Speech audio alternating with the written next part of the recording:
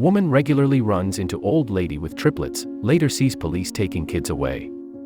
The woman assumed the elderly lady was the triplets' grandmother who looked after the babies while their parents were at work, but when she saw the cops take the children away from her, she learned the old woman's shocking truth.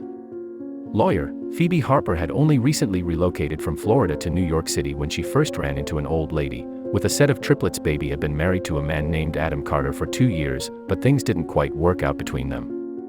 So after divorcing him, she believed relocating would be a fresh start. At the same time, she had plans to open a new legal firm and she reasoned that NYC would be a great option, but soon after moving there, she realized how little she knew about the area.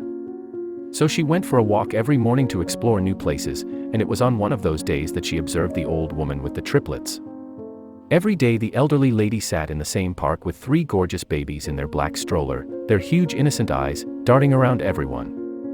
Well, they're the cutest triplets I've ever seen, Phoebe thought every time she passed by them. She'd wanted to have a family for a long time, but thanks to Adam, who turned out to be a jerk, that didn't happen. One morning, Phoebe was crossing the park when she saw the old lady wasn't there. She thought maybe she had been late or sick, but soon after she saw her, she was frantically pushing the stroller and looked afraid. What's the matter with her? Phoebe was baffled soon.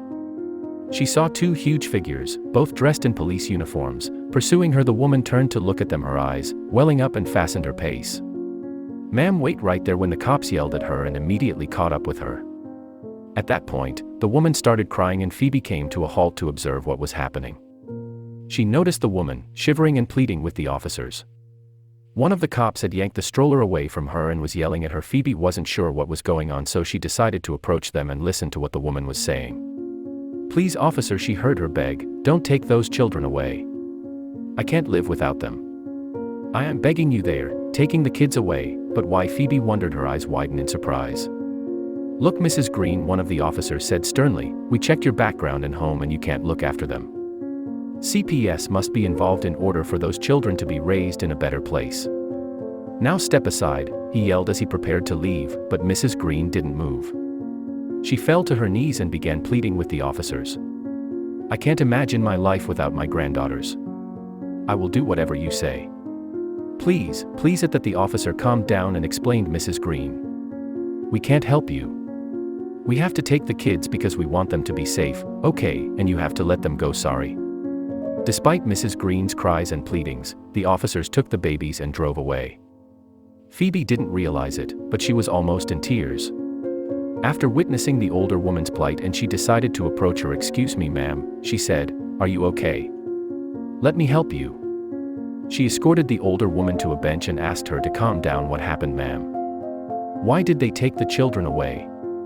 "I'm sorry, I shouldn't be jumping into your matter, but I'm a lawyer and I can help you." "A lawyer?" Mrs. Green's eyes glowed up. "Oh dear, you have to help me. They took my grandchildren away. I can't live without them."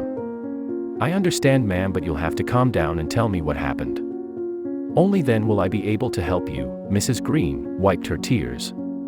3 months ago I lost my son and daughter-in-law in a car crash. She said I was left alone to look after my granddaughters. We had a small grocery where my son and daughter-in-law worked together, but after their death, I couldn't run the business properly and the store closed down. I have been living off the savings and sometimes I sell knitted sweaters and caps by which we somehow get by. I know I can't raise 3 children like that, but I can't live without them. They're the only ones I have dear." She managed to finish before breaking into tears. Phoebe's eyes welled up when she learned the woman's tragic story. "Don't worry, ma'am," she assured her. "I will help you, you won't lose them. I will make sure of that." "Really?" Mrs. Green looked at her with horrible eyes. "How will we do that? You just said you sell knitted caps and sweaters, right? That's exactly where we begin." "Ma'am," Phoebe replied, smiling, "come on. Let's go." Mrs. Green didn't quite understand what was happening, but she followed Phoebe, who took the elderly lady to her home and quickly brought out her laptop in the living room. "A beautiful house." "Sorry, I didn't even ask your name," Mrs. Green remarked as she settled down. "I'm Phoebe Harper and you are Mrs. Green. I heard the cops calling you by that name." The older woman smiled weakly. "Elizabeth Green, okay, Mrs. Green. How exactly do you sell whatever you make? I'm asking, because you need to be financially capable to prove that you can look after your granddaughters." I set up a stall, darling. I don't do it often because everything takes time to make, but I manage to make a few pieces every month. Phoebe nodded, making a mental note of everything. Then she came up with a plan. She decided to help Mrs. Green set up a website for her handcrafted items and an Instagram page to attract more buyers. Then she spoke with one of her friends who owned a clothing store and asked if she could request some of her staff to lend a helping hand to the older woman making more of her knitted pieces. Fortunately, Mrs. Green's business began to grow gradually, and at the end of 3 months, she was making a decent monthly income. During this time, Phoebe was in touch regularly with the foster family that took on the triplets. Finally, when everything seemed to be falling into place, Phoebe assisted Mrs. Green in regaining custody of the triplets, the documentation process and essential checks on Mrs. Green's financial and living conditions took some time, but it all worked out and the triplets were reunited with their grandmother. When the babies came home, Mrs. Green hugged Phoebe and cried, "I'll never be able to repay your kindness, sweetheart. What you've done for us, you're an angel." "Well, Mrs. Green," Phoebe smiled at her. "You can entrust me. It won't be that hard." Phoebe revealed that she had fallen in love with a colleague at her new law firm. His name was Tom Woods and he was a single father to 2 sons. 1 month after their courtship, Phoebe and Tom had decided to tie the knot, and Phoebe asked Mrs. Green if she would walk her down the aisle. "I'm hoping you won't say no, Mrs. Green." "Oh, of course not, honey." Mrs. Green, not a teary-eyed, "I'm so happy for you," she whispered, but that was not the end of the story. Later, Phoebe and Tom proposed to look after Mrs. Green and to adopt the triplets. Mrs. Green didn't even think twice before nodding, relieved that, when God called her home, her granddaughters would be in good hands. In this way, Phoebe became the mother of 5 gorgeous children, while Mrs. Green became their loving grandmother.